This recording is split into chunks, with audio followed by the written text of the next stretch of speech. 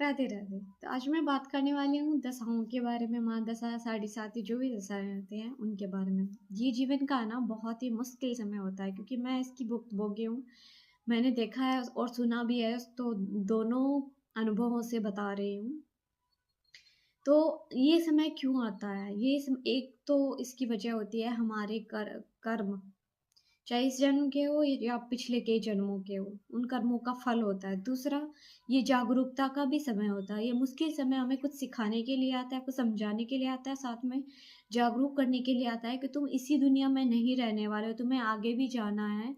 और ये याद दिलाने के लिए आता है कि तुम इस दुनिया में क्या करने के लिए आए थे और तुम क्या कर रहे हो।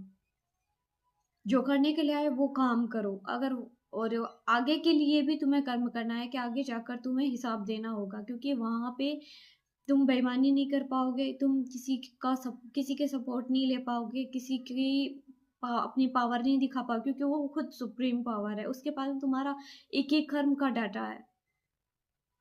तो उसके सामने तुम्हारी एक नहीं चलने वाली।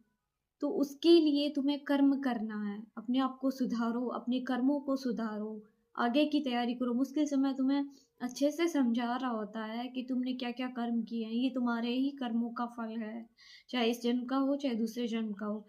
और साथ में अब उठो, जागरूक हो और अपने आगे के लिए कम से कम अच्छे कर्म करो, ताकि तुम्हें दोबारा से ये ऐसा मुश्किल समय का सामना ना करना पड़े।